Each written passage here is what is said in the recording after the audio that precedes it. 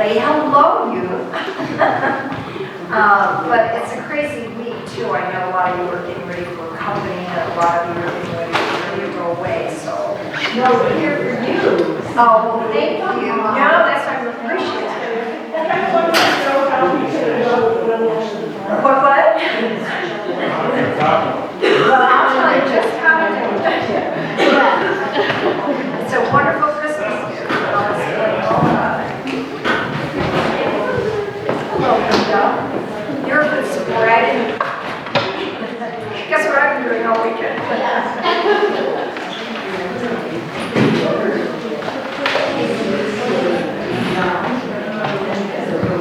Some of you that I get want to come home now. Pull the chair down. Hi, thank you for coming. My hero. Got a friend.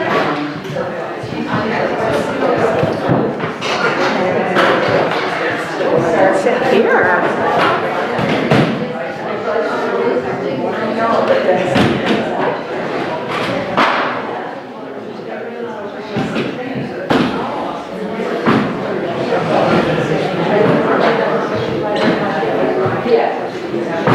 No, there's a seat right here. This one has my name on the Bible.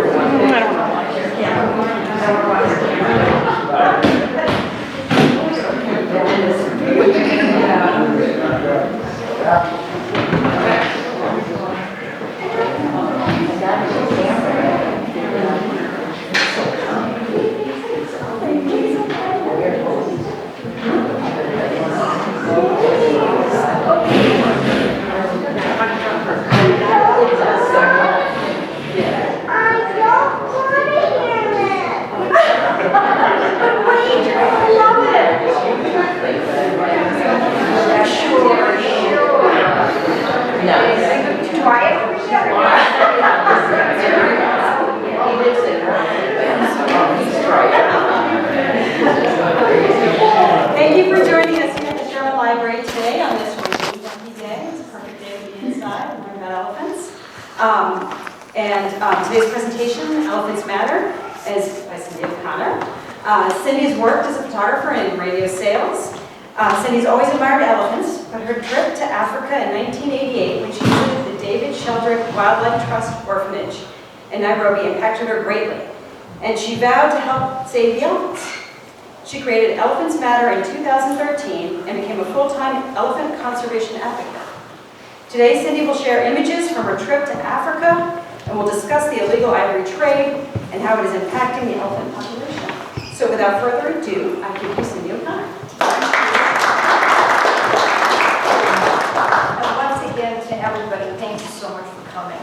And, whoops! The right side of the door. Best presentation possible. There we go. Today I'm going to make a presentation as the elephant's representative, wherever I go. The Race Against Extinction, a love affair in 5 parts. Love at first sight, what's not to love, the relationship gets serious, the second time around, and don't let them fade away, like all our love stories. In 1958, I was a child model in Chicago, and I went on a job. My mom took me down to, whoops, see, can't do it, to Brookfield Zoo for a shoot. Sears Roebuck had created different sets of animal pajamas, wild animal pajamas. There I am in my leopard pajamas, and there was a baby elephant at the Children's Zoo, Peter Pan, and he was already gaining a kind of infamous reputation as being very spunky, frisky, and sometimes even a little worse. And right after the photographer got this shot, he lifted his trunk behind him, swung it, swatted me on the behind, and sent me sailing. And I was fine. I was, when you're 7 years old, just, well. And I was shook up, and I went to my mom, who was quite an animal whisperer. She was a farm girl from Dubuque, and I said, why did he do that? And she said, I don't think he wants to be here. He wants to be with his mother. And she said, elephants need to be with their mothers. And then I was imprinted. So I had a career in radio sales, starting in Chicago, about 25 years, Chicago, New York. And in 1988, this fever had been growing in me all this time. I said, I have to get to Africa. You know, I kept trying to think, what could I do? How could I work in Africa? I want to be a reporter in Africa. I want to study elephants in Africa. Well, you know, when you're embedded in your career, it's really hard to take that transition. So I went to Africa by myself for about 2 weeks in 1988, and I met up with 5 other travelers. And we traveled all through Kenya, and we took a hot air balloon over the Masai Mara, and we went through Amboseli National Park in Savo. But the highlight of my trip was the David Sheldrick Wildlife Trust orphanage in Nairobi. And let me just give you a little bit of background on, can I go forward here? Yes, the David Sheldrick Wildlife Trust. This is Daphne Sheldrick. Her husband David was the game warden in Savo National Park. And he was probably the best known conservationist and the most loved and respected. And he died very young, and she created this in honor and memory of him. And this is a quote from Daphne. To be a baby elephant must be wonderful, surrounded by a loving family, 24 hours a day, touched by the family, cuddled and comforted. A tremendous love and compassion exuded by every family member. I think it is how it must be. It ought to be in a perfect world. So you're probably wondering, why are there baby elephants in an orphanage? Well, that was my first clue as to what had been going on all these years and is going on today. The poaching crisis that exists in Africa, as well as Asia and Thailand and other places in the world, I'm focusing on Africa, is because of poaching ivory, poaching the elephants to get the precious ivory. Ivory, that's their tusks, that's their teeth. Well, Africans, okay, I got ahead of myself there, but these creatures are amazing. And what's not to love about elephants? First of all, they're huge. They're the most giant mammals or animals on the face of the earth. They can be anywhere from 8 feet tall to 15 feet tall. They spend their entire days roaming as a herd to find food and water. They eat about 16 hours a day, and they usually don't sleep any more than 4 to 6 hours. They drink up to 50 gallons of water a day. So their whole life is about roaming to find food and water. It's a matriarchal society. The boys, when they're in their teens, they take off and they live alone, or maybe they'll find another male to hang out with. But there's a lot of competition among the males, so these mini herds sometimes result in tragedy for one of the members of the herd. The females, however, they all stay together, and these groups can be anywhere from 8 to 30. And it's the mothers and their sisters and their mothers and aunts and the babies. And if you see a picture of the babies walking with the herds, they're all in between the legs of the mothers and the aunts. They're so protective. And there's a lot in common with the elephants and ourselves. They have a tremendous amount of dependence the first 2 years of their lives on their mothers. They can't really leave them. And the milk that they drink, Daphne Sheldrick, my heroine, who passed away a couple years ago at 84, she's a doctor. She was a doctor, and it took her 28 years to create a formula to keep baby elephants alive. And she would rescue them and try, and they did everything they could. There were some other animals they rescued too where they were located, but essentially she was trying to figure out a way to save the elephants. But more to love about them. They have very sophisticated and advanced language that they communicate. It sounds like trumpeting and grunting and groaning to us, but they are communicating. And they have an incredible sense of hearing and sense of touch.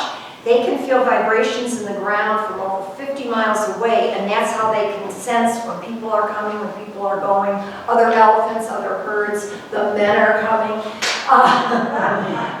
And they're extremely intelligent.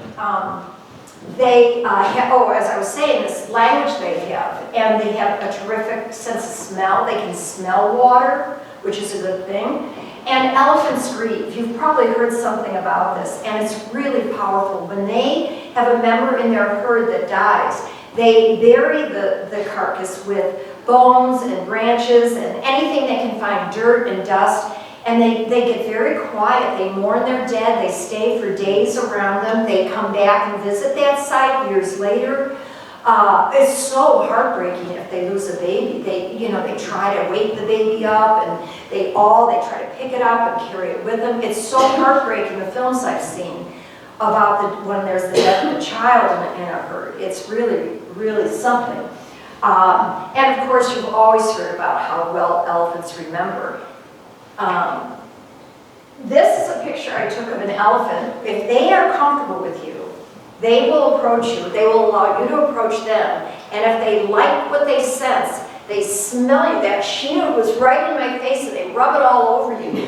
And they get a real good sense of smell of you in their brain. And if I went back and, if I knew where that elephant was, which I could probably track down, that's how sophisticated the Shelter Wildlife Trust is, no matter where it went after that. That elephant would remember me when she smelled me. I mean, they'd be so excited. They're really unbelievable animals. Well, and that was me just loving a baby when I was there. But I'm going to play a film clip for you in a second about just how I got into it. Oh, well, you know what? Go ahead. Play now. This is about mothers and their babies, talking about the herd. A baby had fallen into the river, so you can just watch how these mothers, they struggle to rescue this baby. They're like crazy about this.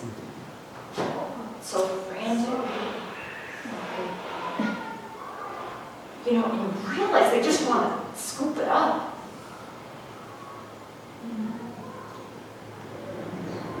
She's pulling the water out of the baby's mouth and stuff.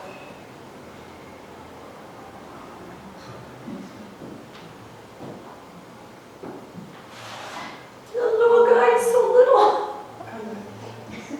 It's like an hour old or something.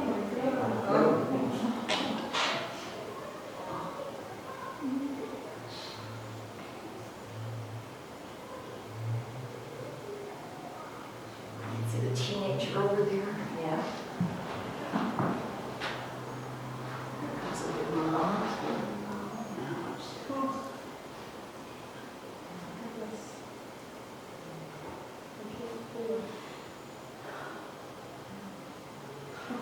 Gotta have a happy end. Oh, now it's right in the water. Yeah. Very close. Look at how deep that water is. Oh, guys treading water so hard.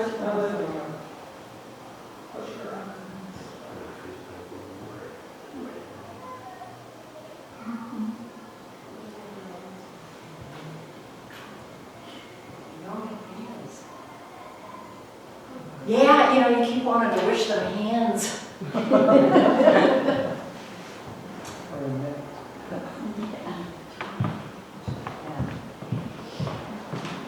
You really figure it out.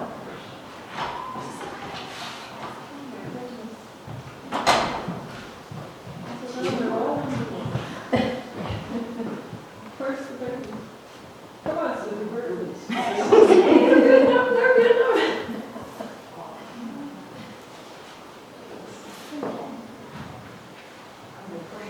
Yeah, they're pushing them. Yeah.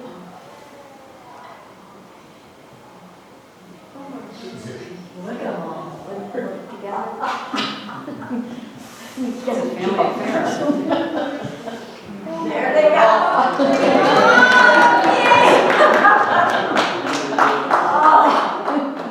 What a thing, huh? So, Excuse me, can an elephant swim? I've seen a lot of films of elephants in water. They love water. I think as adults, I'm trying to think back on They do. yeah, oh good, okay, thank you. Flown in at great expense from Nairobi. So the more I learned about them, the more passionate I became. And going to Africa in '88 really awakened me to this whole poaching crisis. These are unbelievable figures. The beginning of the 20th century, There were anywhere from 10 to 15, I took the, average, I brought the average down, 5 million elephants to be the minimum. And now there's 400,000. This is just African elephants. Think about that. 62% died in the last 15 years in Africa, and 100 elephants are killed every day. African elephants.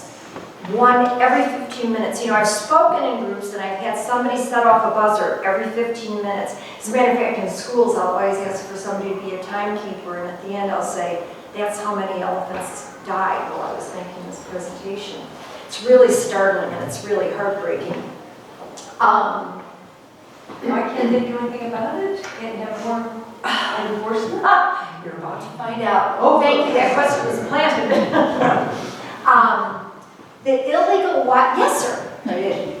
Do they know how many elephants in India, the Asian elephant, how many of them have perished also? Yeah, there's so much information, and I had to narrow it down to just African elephants. There's a lot about, it's just as horrible in Indonesia and Asia, and so many of the things that go on over there too are elephant rides and elephants being trained for these festivals and stuff, and the cruelty, and also the poaching. It's massive. This is just one section of all the elephants, African.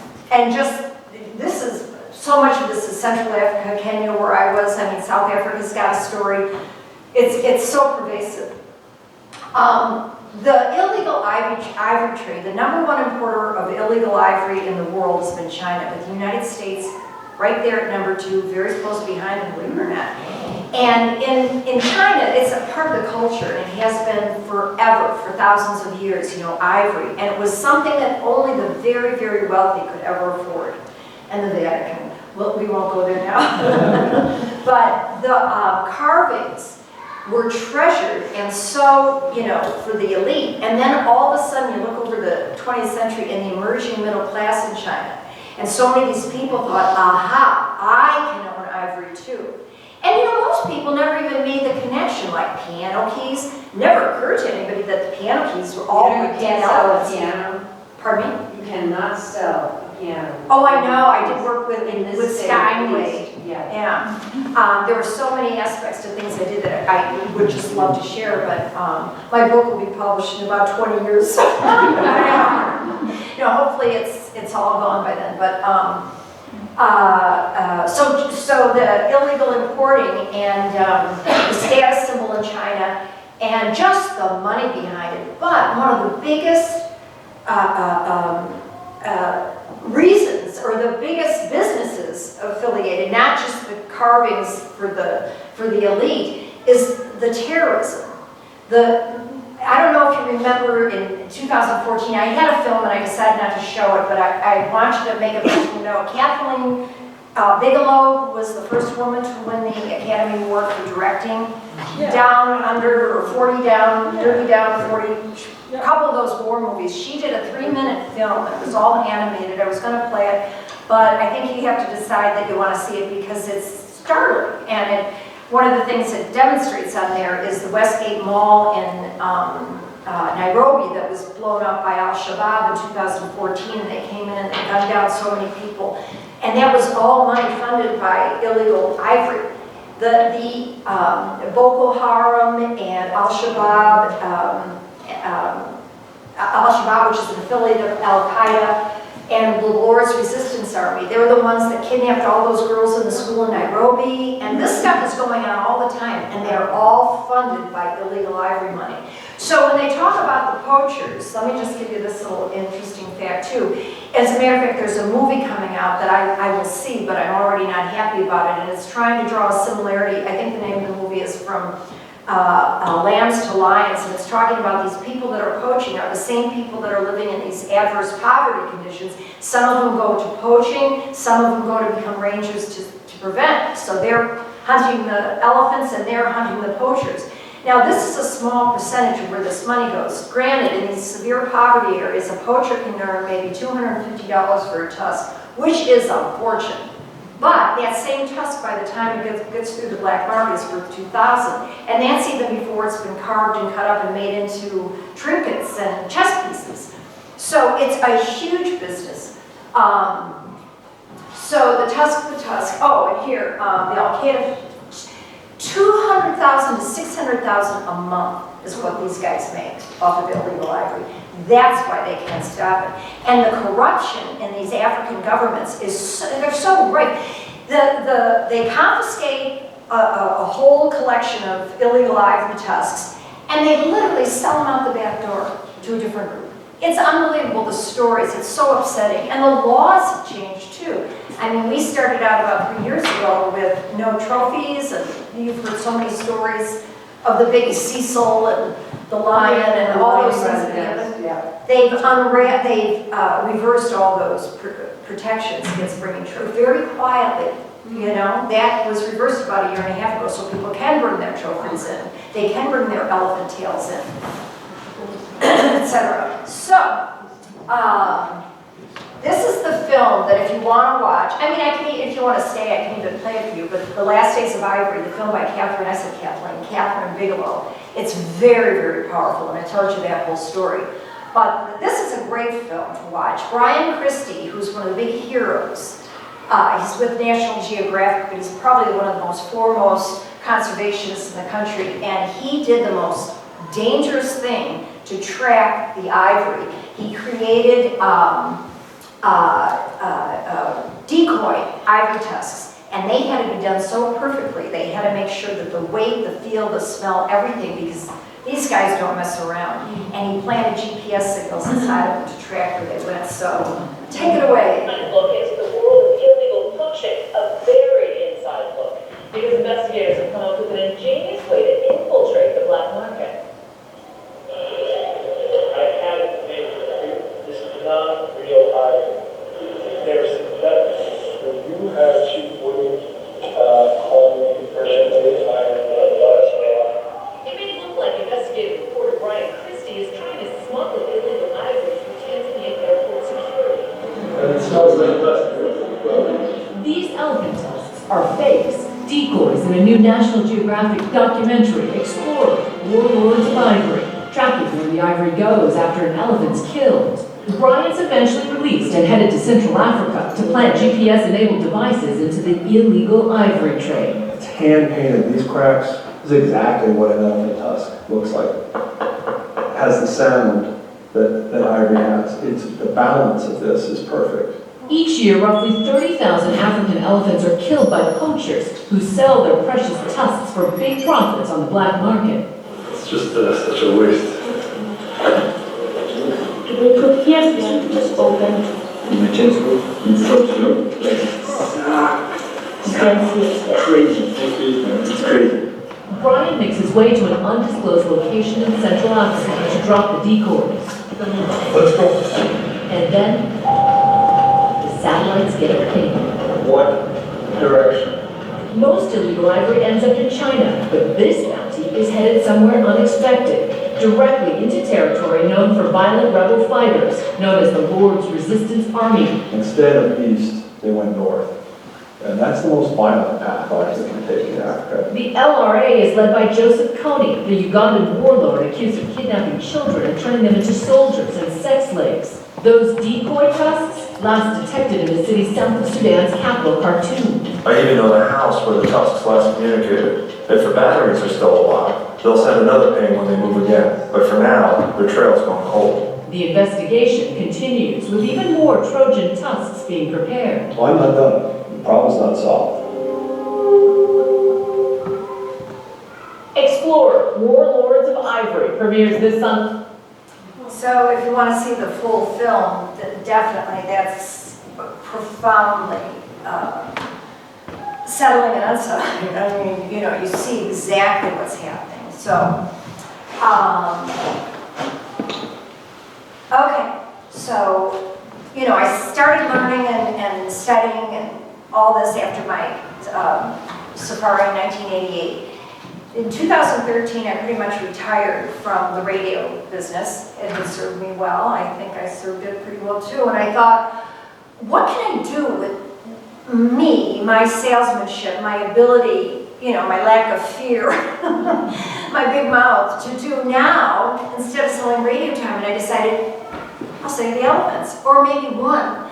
But I started to get involved, I started to read, I started to learn, and I went on my first march in October of 2013, the International March for Ivory, ivory.com, and it was very, very impactful. We started on the west side of New York at Period 1, we walked all the way across New York City, ended up at the United Nations, and the people, and then there was a rally there, and the speakers there were incredible. Brian Christie, all these personalities that I had never heard of before, but I was soon to learn, these were the leaders of all of this, the people fighting this, the people that really cared and had made tremendous inroads into this nightmare.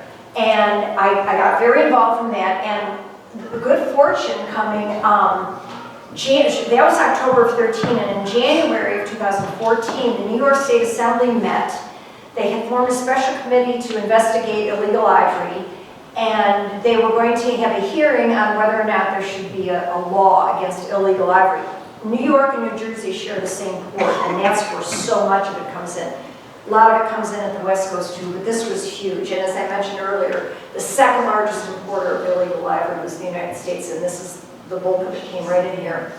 So there were 10 people or groups that were allowed to testify. I was the activist that got to testify. Just on luck, I wrote a letter, and the other people were like the U.S. Fish and Wildlife Service, certain factions of the New York Police Department that worked on these teams, the detectives, etc. All kinds, you know, it was really something. I met a lot more of the personalities. The head of the World Conservation Society, which owns the Bronx Zoo, where they have Happy the Elephant. We'll talk about that another time. But I had ivory that had been my grandmother's, and then my mother's, and then finally my own. And ivory is a killer to try to smash, by the way. You know, you talk about these ivory crushes. I had spoken to one of the interns beforehand. I said, can I bring ivory in? You know, because if it's past a certain date, it's still legal. And I'd like to smash it. You know, when I make my presentation, they said, well, you probably will have trouble getting through with that hammer.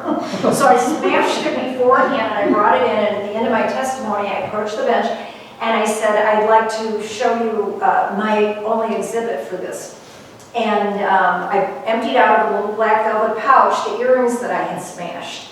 And I said, and I explained what they were, and I think it was a very moving moment. I said, the sentiment in these from my grandmother traveling in Africa, and you know, probably the 20s, the 20s or 30s, and now they're mine, and I couldn't bring myself to wear them. I mean, these are dead elephants. It was so upsetting to me.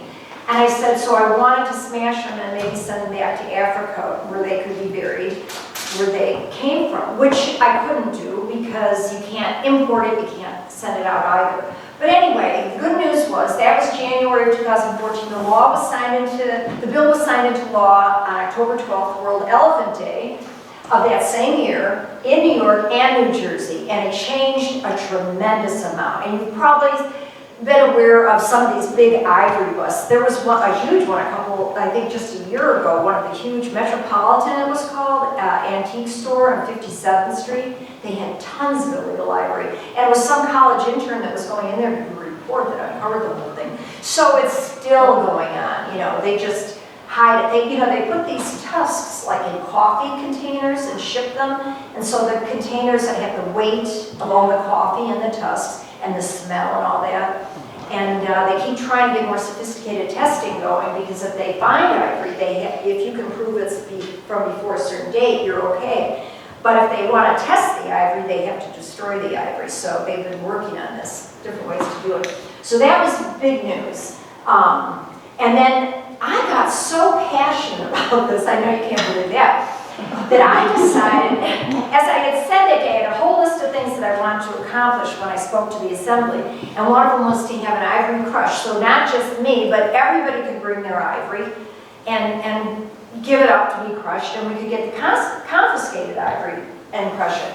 Well, in 2006, about 6 months before this, they had done a ivory crush in Denver, Colorado, and they had got ivory from all around the United States. They had a ton of ivory, or 2 tons, or 2 million, whatever it was massive. And I did some research, and I called out there and I spoke to the the Denver Post columnist and another newspaper's columnist who covered the story. I found that they had written the stories in their paper. Then I called them, and they, led me to the next place. And I ended up at the U.S. Fish and Wildlife Service in Colorado, and I found out that all the ivory from all around the country had been sent to Denver for this crush, with the exception of New York's ivory. And I'm like, aha. So then from that, I was sent to the U.S. Fish and Wildlife in Washington, D.C., where I investigated more. And I spent 6 months, no exaggeration, hammering on the door of Senator Brad Holloman, who was the New York State, still is, New York State Senator for the 27th District in New York City, where Times Square is located. I finally got in to see him, and I said, this is what's going on, and this is what we have to do. And he liked the idea, so we were going to move ahead with it. And that's when I began all this research in U.S. Fish and Wildlife. Well, it turned out we had a little bit of a snafu, because all the confiscated ivory that New York had was evidence against the criminals that it had been confiscated from. Well, somehow, some kind of hocus pocus, we got around that. And sure enough, on June 19th, 2015, in Times Square, we had the ivory crush. And it was pretty impressive. I mean, it was very sad. It was very solemn, and they can't even, they have to have these machines, It's not even like when they break up streets, because the ivory is so incredible, and they put them on conveyor belts. I think there's a picture over there from the second ivory crush the next year in Central Park. But it's amazing, and they just had tables and tables. You can see a little bit, but they just had tons of tables like this, and all these ivory trinkets and carvings and statues, from entire tusks that are carved into like villages to the little tiny things you put on a necklace. It was really something. Then, while this was going on, I started a petition, and we had gotten a new pope. We, the world, the Catholics, whatever, new pope, and he seemed to be a real user-friendly pope. Pardon if that sounds disrespectful, I don't mean it to be. But I started a petition to speak out about the poaching of elephants and rhinos. So I got 10,000 signatures. It took a long time, and I sent it to the pope. Didn't get any. It's not like he called the next day and said, Cindy, we're on it. Of course, people were fighting with me all the time. Why don't you tell him to turn in the Vatican's ivory? I said, that's next year. I can't do that. So anyway, what was so cool about that, maybe just serendipitous, was that the Pope issued, and this is a word that you may not be familiar with, his first encyclical, which is a statement that popes make. Speaking as the Pope. And it's sort of like, this is my take on this at this time and place. And it was called Laus Saludo, which is Latin for, I might have pronounced it incorrectly, because my notes, it's in here somewhere. It meant our concern for our common world. And the 10 key points that he made in that, one of them was our dominion over animals should not include what we have done. He talked about climate change, he talked about all these things that were so relevant, that are so relevant, and he talked a whole piece on killing animals and, the brutally endangered species and what we're doing with the air and the water and how we're destroying the animals with that as well. So it was really profound. I swear I never took any credit, but I was like, okay, well, let's just do coincidence. So now, the second time around, now I'm like a fire-breathing elephant advocate. And this time it was all going to be concentrated on just the elephants and their life after their poaching. I went back to the orphanage and spent a few days there. These are pictures I took of the elephants when I was there. And it was so unbelievable. Let me just tell you again, maybe I mentioned it at first, but when they rescue these babies, first of all, if it wasn't for this invention of milk, that the concoction that Daphne had discovered, also they're just so traumatized. In most cases, these babies come here because they have just witnessed a brutal slaying of all the adult females in their herd. And there was one baby that I met where the brother, did I say that already, or was I telling you? The mother, the aunts, the whole herd were destroyed. And the brother ran off, never to be found again, and they rescued this baby. They had been watching this. The planes are going around and they have to get there and get landed somewhere. But these babies are always so traumatized, this one in particular, and they, the last thing they want to see is people because of what's happened. And they finally get this, after weeks and weeks of like setting up camp around this baby, they rescue this baby, and you should see when they do it, because these little babies are not, they're huge. And they're not like the little one we saw earlier, but they get them onto a truck, they have to sedate them, which is very difficult to do when they're a certain ages because it's too much, like any baby. And they bring them to the orphanage. And this baby was so traumatized, it almost didn't move for about 6 months. And I met that elephant when it was at the second stop, which I'll explain in a minute, the reintegration unit. So these babies come to this orphanage. They stay there for pretty much the first 2 years of their life.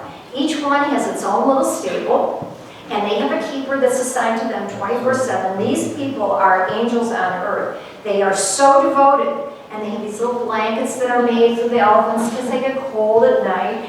And after they're there about 2 years of this whole process, they take them out during the day to play with the other baby elephants, and you can go visit them. You see all the school kids coming in to see them and stuff. After they start to get socialized and get comfortable, sometimes it takes up to the full 2 years or a little over, then they go to the reintegration units, and the oldest one is in Boy, and we went to Umani Springs and Athumba. Now this is where the elephants start living together as a group in a stable, and they really start getting social. And once they're a little bit comfortable, they get closed up at night, and in the morning they let them out, and they have these big bottles, like baby bottles of milk, that they take them out and they feed them. And these elephants get so excited about the milk, they're taking them out of the keeper's trucks, and you gotta count it, no, that's his milk. And it's a big commotion and circus going on, watching these elephants be fed and feed themselves. Well, when they get used to it, somewhere a year and a half, getting closer to 2 years, they start to wander out. They leave the gates open and they let them wander out at night, and they go exploring, and they get scared and they come back after a few hours. Eventually, when they get their courage up, they'll go out and stay overnight out there. And when they're ready, they go out and they stay out. And listen to this is the best part. They eventually find each other, the elephants that they were living with at this reintegration unit, and they create their own family. That becomes their herd out in the wild. And the most unbelievable thing, did I say that before? And it happened when we were there, one of the babies that had been gone out came back with their baby. And they do this, they come back to visit where they were. They never forget. So it's so rewarding. I mean, unbelievable. Let's see now. Cindy, is the reserve that they go out onto, is it protected? So is it constantly protected? Well, they're in these national parks, like Amsterdam National Park, Savo. So yes, but the wild elephants are further away. Although sometimes the wild elephants will kind of creep in and try to get close because they know there's milk and there's food, And it's like, and there's been terrible droughts, especially the last few years. I mean, it's like what we experience here in California and stuff. It's been really severe. The water situation is critical. But they're relatively protected from poachers. Oh, yeah. I mean, these poachers get in. I'll tell you a quick story about one of the saddest things. I don't know if you ever heard the expression tusker. Well, a tusker is a male elephant that is so huge, and his tusks are so huge, they reach the ground. And when I started this, there were 30 left in the world. And Sato, S-A-T-A-O, I'm not sure if that's the correct pronunciation, but him and Sato too were two of the last known really magnificent remaining tuskers, and they were so hunted. And so there were like specific teams of rangers charged with protecting them. And because of the droughts and the forestry was dwindling and the greenery was dwindling, they kept trying to move to find a place to feed and drink and stuff, but it was just like a shooting range wherever they went. Well, they finally got so that this elephant, there was a clump of trees or forest left, and this one tusker, Sato, stayed behind, tried to stay in there always, and they can't stand it. They're not meant to hang out. They roam. That's in their genes and their DNA. And they finally got them, the poachers. And the rangers got there before the poachers could get him and get his tusks and everything, so at least they foiled them. And the other tusker that they killed, they didn't even care. It was just out of spite. And you know, when I was trying, I don't know if I said this before, but these poachers that come in, you know, it's one thing, not that it makes it right, but these hungry people that want to feed their families, these Lord's Resistance and those guys, they come in with these low-flying planes, and they'll gun down, they have this whole group of planes flying over, they gun down all the elephants, and then the ground crew comes in and picks up the tusks. And they put cyanide in the watering holes, so all of a sudden, and that's a horrible, horrible death. They shoot them with arrows with cyanide, horrible, excruciating. And they go after the tusks even before these poor creatures have met their maker. It's really so sadistic. So that's some, you know, they love cooling off in the mud. That's the thing. And the other thing from the slide before, the other way they curl up is in the dirt. And what's so amazing to see is the red earth and the sunrise. And all the elephants are covered in the red dirt and they're standing in the red mountains. And it's like such a sight. If you've ever had an inkling, go. They really are adorable. But we have some positive trends. The big thing that's changed is not only of our laws, but as I was saying, when the New York, New Jersey ban came, they started rolling across the United States. And just the awareness with that ivory crush, that was the biggest thing, just to make people aware. Because people don't know, you know, at all. And so that was starting to put a little bit of a nick in the sails. And China in 2017, and some of you may know the famous basketball player, Yao Ming, thank you. Incredible NBA basketball player from China, and he got on this bandwagon, and he went to the orphanage, and then he started doing TV commercials in China. And really, it was a wake-up call, because again, people didn't know. It was just their tradition, it was their culture passed down. They had no idea. You know, the number of people that were surveyed when we did the Ivory Crush in 2015, do you understand where ivory comes from? It was like people don't know. It's just not taught. It's just not part of the normal. It's from an elephant. You have to kill an elephant to get its ivory? People don't know that. Anyway, there's just so much more necessary through all kinds of organizations. And don't be afraid of signing petitions. You know, yeah, if you put your phone number, they'll text you and stuff, and it's annoying. But I signed so many petitions, and I did my petition, and you know what? It raises awareness. Even if you don't sign it, if you read it, you think about it. But they do, because things get done. It's amazing what we've been able to accomplish with petitions. This is just some interesting figures over here. 2009, this is just in Kenya. Look at these figures. And it went down low 2010, 290, 380, 300, 160. But still, every 15 minutes, another one. So you're probably wondering what you can do to help save the elephants and get involved. And the Sherman Wildlife Trust. Oh, by the way, if you have any questions and you want to email me for any more information, it's easy to remember, elephantsmatter@gmail.com. And the Sherman Wildlife Trust, you can adopt, you can foster an elephant. And I've given this to everybody for President's Day, Christmas time, on their birthdays. For $50, you get them an elephant, and that goes to that elephant all year long for feeding and the keeper's care.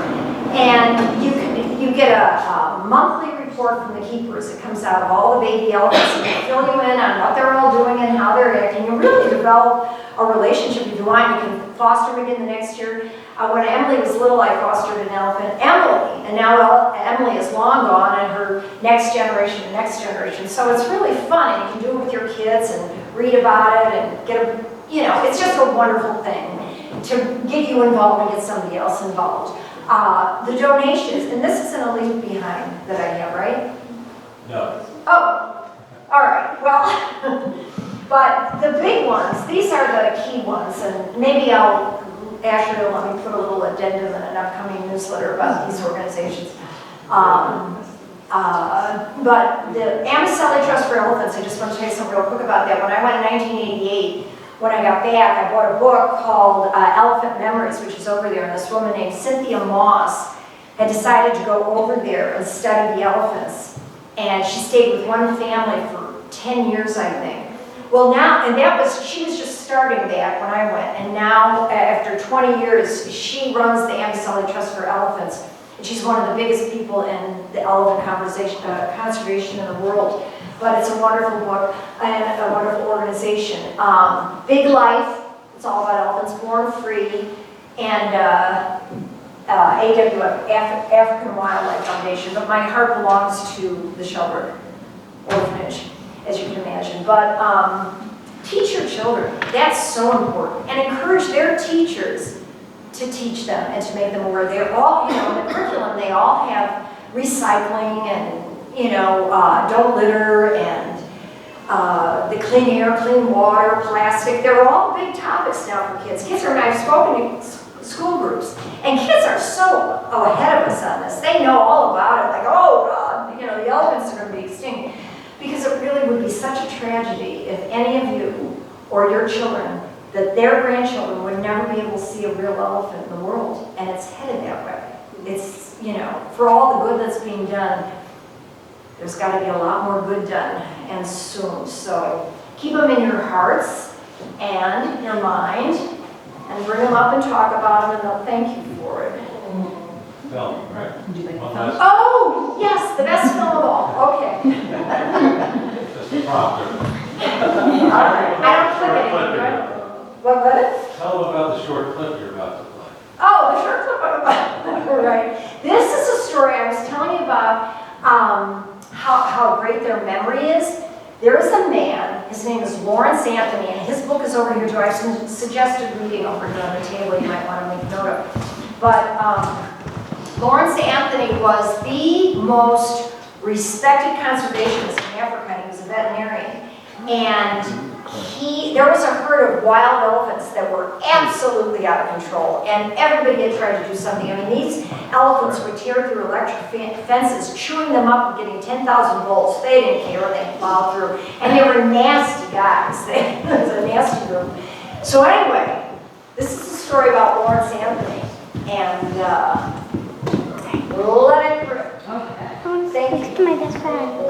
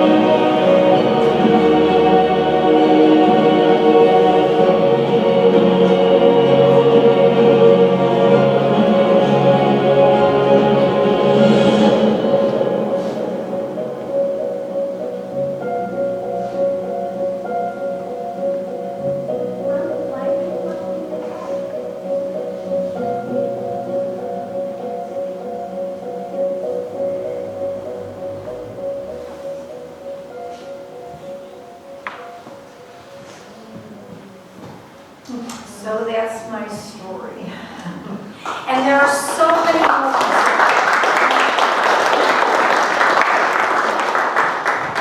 Well, that's something, isn't it? That's a beautiful, pardon me? Yeah.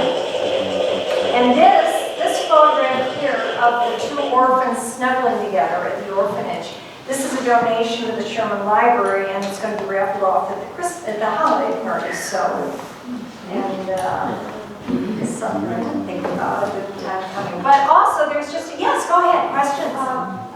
You mentioned that, I believe initially that China is the biggest user because of their culture of ivory, that the United States was second. Yeah. Why? It's not our culture. No, it's because of the money. The money on illegal ivory. Yeah, you know, before this law was passed, and even subsequently. But you walk in the streets of, when I was on that march in 2013, I remember going by stores that had ivory for sale.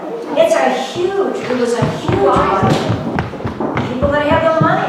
People that have the money. I mean, somebody was telling me they went to a friend's house down in Florida, and it was Henley Jacobs, and she said she got there. It was, you know, just very, very grid one kind of house. I mean, you know, acres and acres and pools and everything you can imagine. And the whole house, there were, you know, not just ivory, but there was tons of ivory, carved things. There are people that buy stools that are elephants' feet.